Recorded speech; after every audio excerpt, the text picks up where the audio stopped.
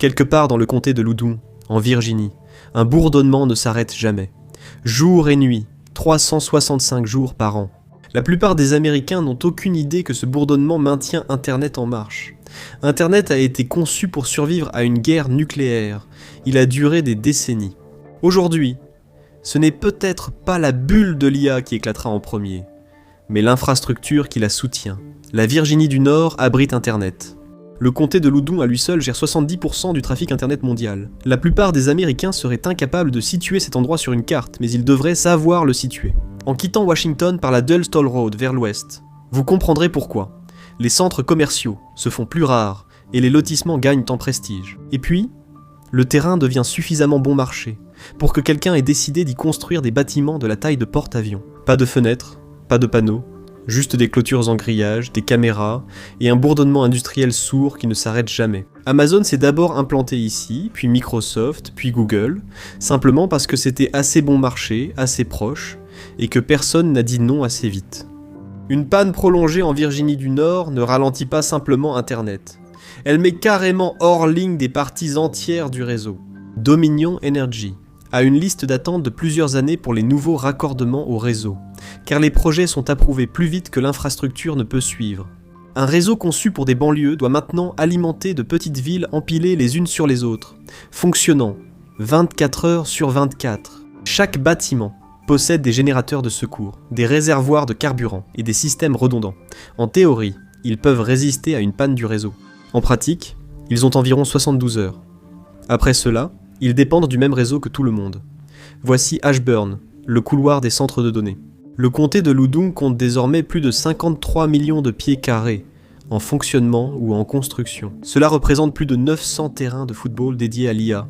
Il y a 30 ans, c'était un endroit bon marché pour installer des serveurs près de Washington.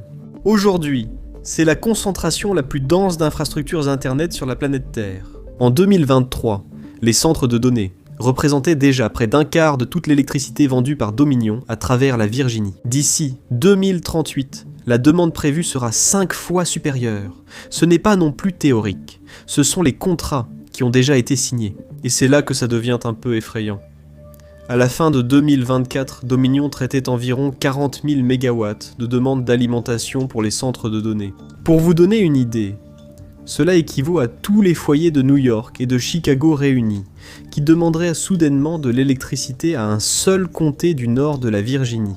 Début 2026, ce chiffre avait presque doublé, car la liste des bâtiments prêts à être mis en service s'allongeait, tandis que les lignes de transmission nécessaires n'étaient pas encore construites.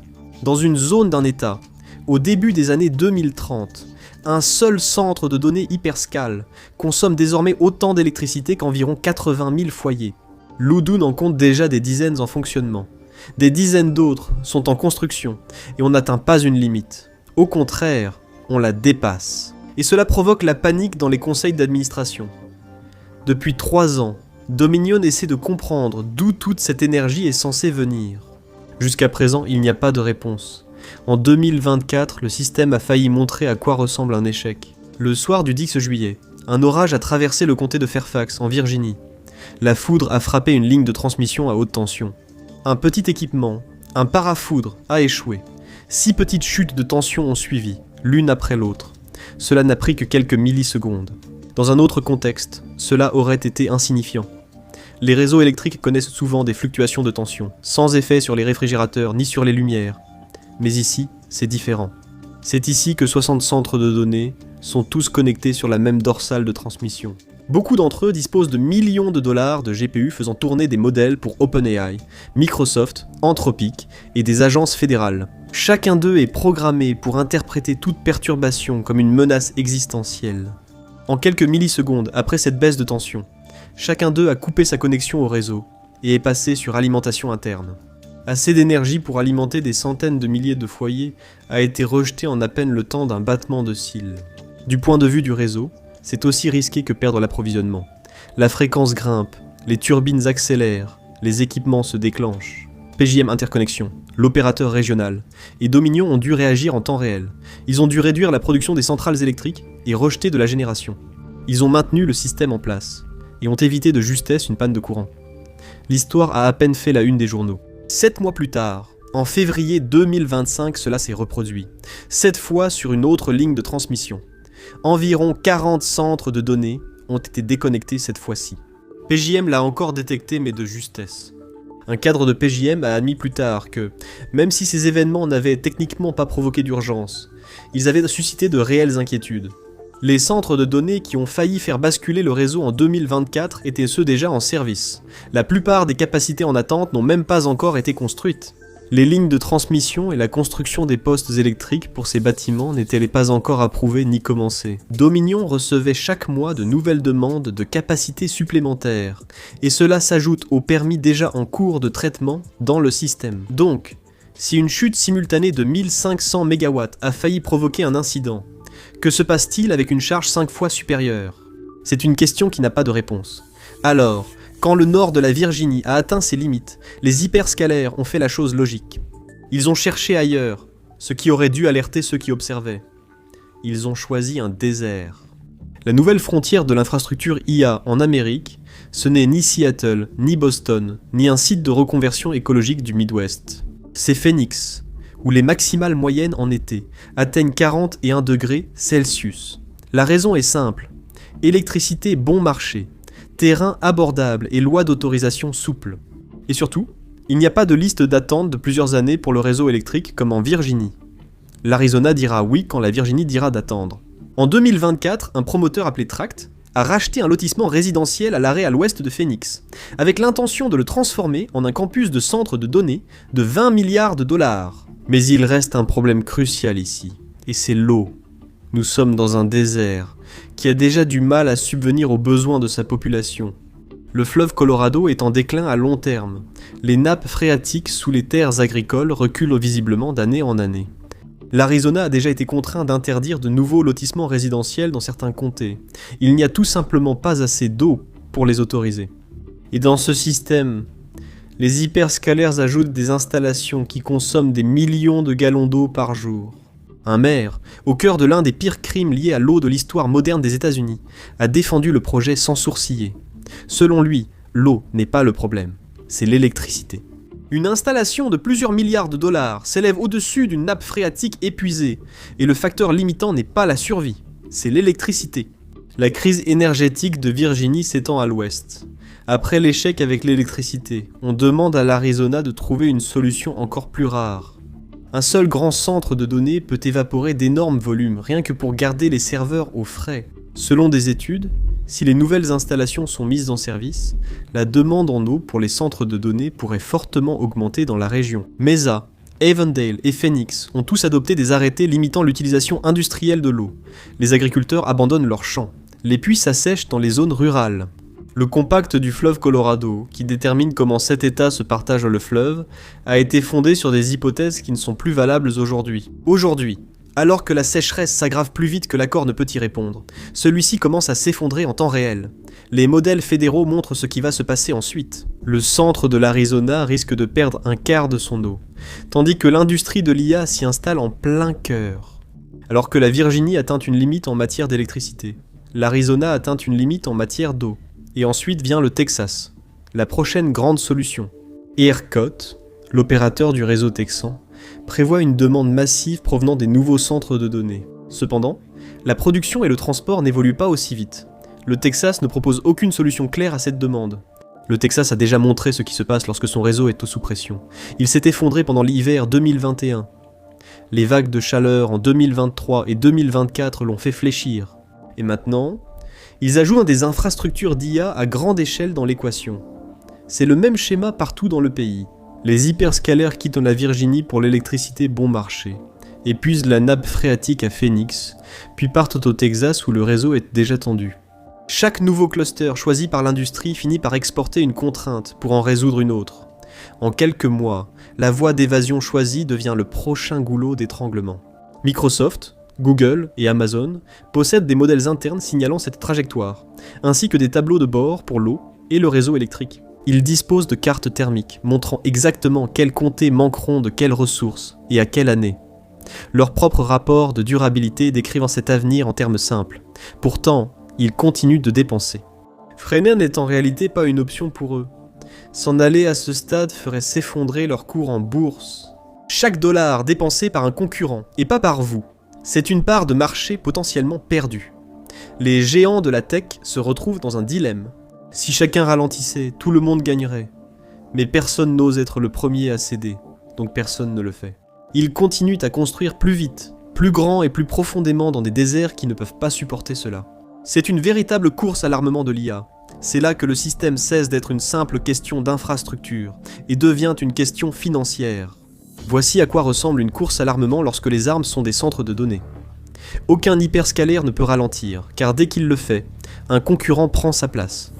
Alors il continue. En 2026, le résultat de cette logique est un chiffre qui ne devrait pas être possible.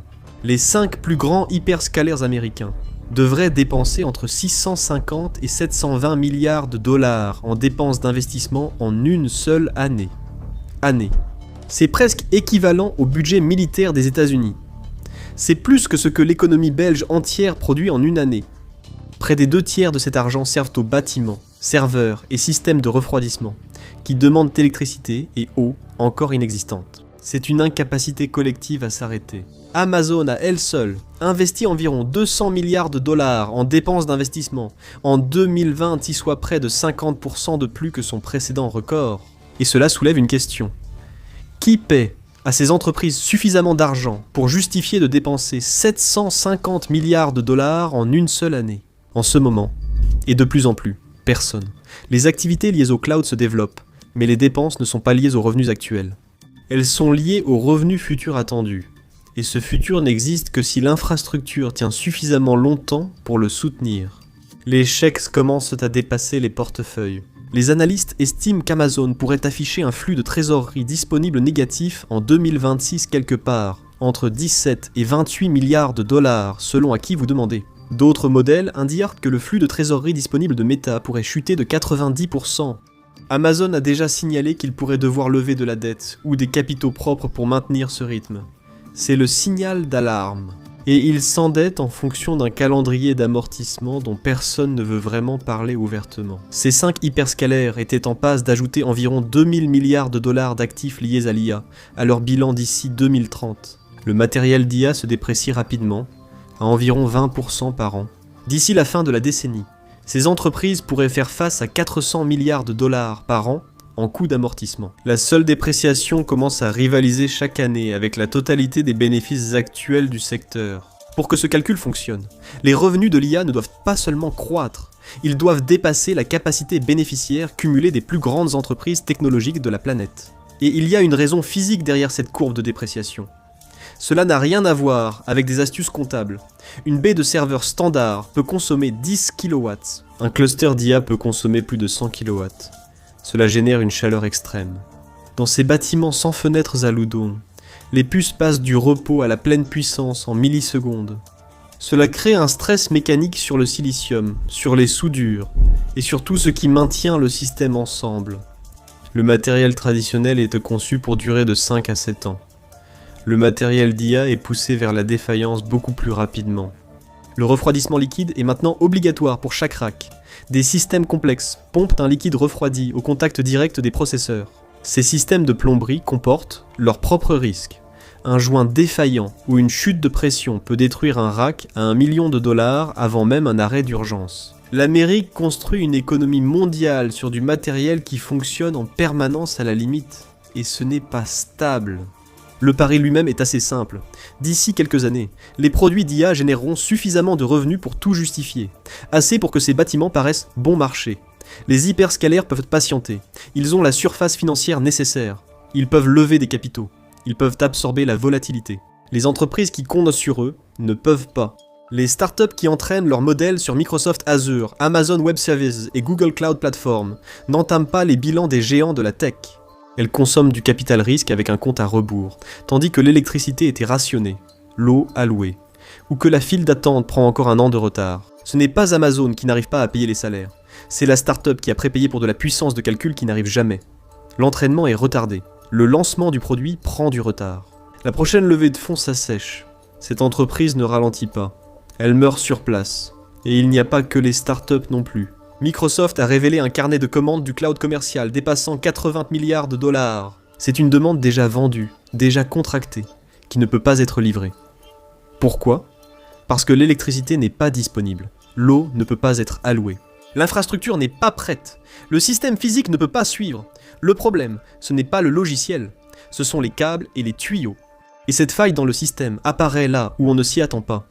En Virginie, elle se manifeste sur les factures des ménages. Pendant des années, les habitants de Virginie ignorèrent que c'était leur problème, les centres de données étant cantonnés à des zones industrielles clôturées. Ils payaient des impôts, n'employaient presque personne et restaient hors de vue. Puis les factures ont commencé à arriver. On ne peut pas construire de quoi répondre à une demande d'électricité équivalente à celle de plusieurs villes nouvelles gratuitement. Quelqu'un doit payer. Cela implique de nouvelles lignes, postes électriques et couloirs à haute tension traversant des quartiers existants, pour des milliards. Avec les anciennes structures tarifaires, ces coûts étaient répartis entre tous les clients du réseau. Les foyers, les écoles, les hôpitaux, les petites entreprises et les hyperscalaires. Ils payaient tous en fonction de leur consommation. Cela semble juste, jusqu'à ce que vous réalisiez que les hyperscalaires étaient à l'origine de la grande majorité de la demande, et ils ne payaient qu'une fraction du coût. La State Corporation Commission de Virginie a fait les calculs en 2024 et 2025, les prévisions étaient plutôt inquiétantes. Sans intervention, les factures d'électricité des particuliers en Virginie allaient augmenter de plusieurs dizaines de dollars par mois. Cet argent n'avait rien à voir avec la demande des ménages. Tout était lié aux subventions accordées aux centres de données, pour des entreprises valant des milliers de milliards de dollars. Des audiences publiques ont suivi, et les habitants ont protesté. Les géants de la tech ont mobilisé lobbyistes, avocats et relations publiques pour défendre leur position. Leur argument était que leur contribution économique à la Virginie justifiait largement la structure tarifaire en place. Les responsables locaux soutenirent le contraire. En novembre 2025, après des mois d'audience, Dominion a obtenu l'autorisation de faire quelque chose qu'elle n'avait jamais fait auparavant. Les régulateurs de l'État ont approuvé une toute nouvelle catégorie tarifaire, officiellement appelée GS5. Elle a été conçue spécifiquement pour que les clients de centres de données hyperscale financent directement l'infrastructure nécessaire à leur projet. Il y avait des engagements à long terme, des milliards de dollars de coûts initiaux, une protection inédite de ce type aux États-Unis. C'était censé être une victoire pour les résidents. La vérité plus profonde, c'est que le combat autour du GS5 n'a eu lieu que parce que les chiffres de base étaient devenus impossibles. Les centres de données consomment tant le réseau de Dominion qu'ils devaient réorganiser les coûts ou risquer une révolte des résidents. À peu près à la même époque, 8 projets de centres de données différents à travers la Virginie ont été annulés ou considérablement réduits, abandonnés pour des conflits de zonage, actions en justice, litiges de transmission et plaintes de bruit. Le plus grand combat a concerné les générateurs diesel. À travers la Virginie, il y a maintenant environ 9000 générateurs diesel de secours autorisés, reliés aux centres de données. Plus de la moitié se trouve dans le seul comté de Loudoun. La majorité relève de la catégorie tiers de type à bas coût qui émet des nuages de suie. Ils sont censés fonctionner uniquement en cas d'urgence réelle pour protéger les centres de données lors d'une panne de courant, puis s'arrêter. Ici, dans l'économie de l'IA, les bâtiments ne peuvent pas se permettre d'être à l'arrêt, même quelques minutes. Donc, les générateurs fonctionnent bien plus souvent que ce que la conception avait prévu. Lors d'un incendie dans une sous-station près d'Ashburn, les habitants ont dû supporter le bruit des générateurs de secours des centres de données pendant plus de 24 heures. Des clients des centres commerciaux voisins ont signalé des nuages de fumée d'échappement sur les parkings. En décembre 2025, les régulateurs de Virginie ont discrètement élargi la définition de ce qui est considéré comme une urgence. Ce n'est pas l'aggravation des catastrophes, mais la détérioration du réseau électrique qui en est la cause. Les centres de données peuvent maintenant utiliser leurs générateurs diesel comme solution temporaire si l'électricité promise n'est pas fournie, et plus seulement en dernier recours. Un rapport de l'État a exposé les conséquences. Les générateurs de secours du nord de la Virginie pourraient émettre près de 10 000 tonnes de fumée toxique par an. C'est à peu près la moitié de toutes les autres sources de la région réunie. Des maisons construites au début des années 2000 se situent aujourd'hui à quelques centaines de mètres, sous le vent de ce qui était autrefois un paisible parc de bureaux. Aujourd'hui, ce campus de centres de données compte des dizaines de générateurs diesel pouvant démarrer et fonctionner simultanément pendant des heures. Dans le comté de Loudoun, les annonces immobilières indiquent désormais la proximité de ces sites. Certains agents refusent de l'admettre publiquement, mais dans certaines rues, les prix stagnent. Ils ne s'effondrent pas, mais restent bloqués. Tandis que le marché immobilier du nord de la Virginie continue de prendre de la valeur. Les écoles ont enregistré des plaintes concernant la brume d'échappement lors des sorties scolaires. Le combat porte désormais sur les droits légaux. Qui décide combien d'entrepôts de serveurs sans fenêtres peuvent encore être construits dans le comté avant que l'ère ne change? Dans le comté de Loudoun, l'inquiétude ne porte pas sur les risques futurs. C'est le fait de franchir une limite où les banlieues se retrouvent avec un air plus pollué que la ville qu'elles entourent. Alors, qui paie exactement pour l'économie de l'IA? Les actionnaires des hyperscalaires perdent avec des flux de trésorerie qui se dégradent. Les startups qui comptent sur eux subissent des retards qu'elles ne peuvent supporter. Le propriétaire à Phoenix paie avec le rationnement de l'eau, et l'habitant du comté de Loudoun paie avec un air toxique. Aucun d'eux n'a accepté cela. Ils n'en tirent pratiquement aucun bénéfice. À la fin de 2025, le paysage politique en Virginie avait changé de façon permanente. Les hyperscalaires ont cessé d'être considérés comme des voisins industriels silencieux. Ils ont commencé à être traités comme une force d'occupation. Leur pouvoir de négociation diminuait aussi vite que la bonne volonté locale. Les habitants du nord de la Virginie assistent maintenant aux réunions du conseil du comté munis d'impressions des dossiers de dominion, de cartes des corridors de transmission proposés et de photos de la brume. L'époque des audiences de zonage courtoises est terminée ici. Imaginez si tout cela arrivait à un système robuste, redondant et distribué, du genre que les ingénieurs de la guerre froide avaient réellement conçu pour Internet. Rien de tout cela n'aurait vraiment d'importance. Une panne ici, un retard là, un procès de temps en temps, le reste du réseau contournerait simplement le problème. Mais ce n'est pas sur ce genre de système que l'économie américaine de l'IA a été construite. Elle a été bâtie sur un seul morceau de territoire. Chaque centre de données en Virginie du Nord a une alimentation de secours, générateurs, réservoirs de carburant, système de redondance. Ils ont sur place des ingénieurs formés pour gérer les transitions vers et depuis le réseau électrique. Ils peuvent fonctionner de manière autonome pendant environ 48 à 72 heures. Après cela, chaque serveur, chaque modèle, chaque cache, chaque compte utilisateur se retrouve sur le même réseau que tout le monde. Le même réseau qui a déjà été sauvé 2 fois en 12 mois. L'intelligence artificielle la plus sophistiquée jamais créée dispose d'un plan de secours de 3 jours. En octobre 2025, un problème logiciel chez un agent. Une région AWS a provoqué des pannes massives. Les services sont tombés en panne dans le monde entier. Les sonnettes Ring ont cessé d'enregistrer. Fortnite a déconnecté des millions de joueurs en plein match. Le site des impôts britanniques s'est effondré. Même Alexa d'Amazon s'est tue et a cessé de répondre aux questions. Pendant environ 15 heures, un dysfonctionnement logiciel critique en Virginie du Nord s'est répercuté sur l'internet mondial. C'était un problème qu'AWS pouvait résoudre depuis un clavier. Le diesel n'a jamais été utilisé. Les systèmes de secours ne se sont même jamais activés. Des analystes indépendants de l'assurance estiment malgré tout les pertes directes pour l'économie mondiale à plusieurs centaines de millions de dollars. Des impacts secondaires majeurs ont touché commerce, productivité et transactions perdues. Imaginez maintenant qu'on retire la résolution à distance du problème.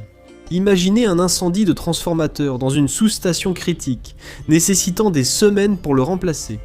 Les transformateurs haute tension ne sont pas stockés chez Home Depot. Ils sont fabriqués sur mesure, souvent à l'étranger, puis transportés sur des camions plateaux, sous escorte policière. Imaginez un dôme de chaleur persistant au-dessus de la Virginie à la fin juillet, exactement comme les conditions qui ont provoqué l'effondrement du réseau texan en 2021. La demande de climatisation résidentielle et celle des centres de données atteignent leur pic en même temps. La file d'attente pour les nouvelles lignes de transmission ne sera pas résorbée avant 7 ans. Au 3e jour, les installations ferment, et les camions ne circulent plus car les stations-service n'ont plus d'électricité. La même dôme de chaleur qui a mis hors service une ligne de transmission a maintenant fait tomber le reste du réseau régional. Les campus commencent à s'éteindre. Les grands centres, avec plus de carburant, tiendront quelques heures de plus, mais les petits centres de colocation tomberont d'abord. Les API bancaires expirent. Les portails d'authentification ne répondent plus. Les systèmes de planification hospitalière se figent. Les connexions des sous-traitants fédéraux échouent. Les services financiers et de santé tombent aussi en panne. À ce stade, ce n'est plus une simple panne technique, c'est une défaillance systémique. Au 4e jour, les gros titres ne parlent plus d'un effondrement de l'IA, mais commencent à s'interroger sur l'ouverture des banques lundi. La question n'est plus si une partie de l'infrastructure atteint une limite critique, mais laquelle sera franchie en premier. Une conversation a lieu chez les opérateurs de réseau, les assemblées législatives et les agences fédérales de l'énergie, mais n'a pas encore touché le grand public. Les calculs du réseau électrique de Virginie ne fonctionnent déjà pas avec les installations actuelles, encore moins avec celles en attente. À un certain moment, Le seul levier qui reste est celui que personne ne veut actionner. Fermer des installations, limiter les nouvelles connexions, dire à un hyperscalaire que son prochain campus n'aura pas d'électricité, ni dans 5 ans, ni jamais. Cette conversation va arriver. Les opérateurs de réseau le savent, Dominion le sait, et certains des hyperscalaires le savent aussi. La question n'est pas de savoir si le développement de l'IA va s'arrêter brutalement, mais si cet arrêt sera géré, ou si le réseau électrique prendra la décision pour tout le monde. Et combien du monde numérique il entraînera avec lui lorsqu'il le fera. À l'intérieur de la salle de contrôle de PJM, les opérateurs savent déjà à quoi vont ressembler les années 2027 à 2031. Ils effectuent désormais des simulations quotidiennes de scénarios qui auraient été jugés absurdes il y a 3 ans. Ils modélisent des épisodes de dômes de chaleur coïncidant avec des défaillances de transmission. La demande en Virginie du Nord devrait doubler d'ici 2029. La nouvelle infrastructure de transmission ne sera toujours pas en place. Les prévisions internes décrivent une période allant d'environ 2027 à 2031. Pendant cette période, le réseau devra supporter une demande supérieure à ce pourquoi ses composants physiques ont été conçus.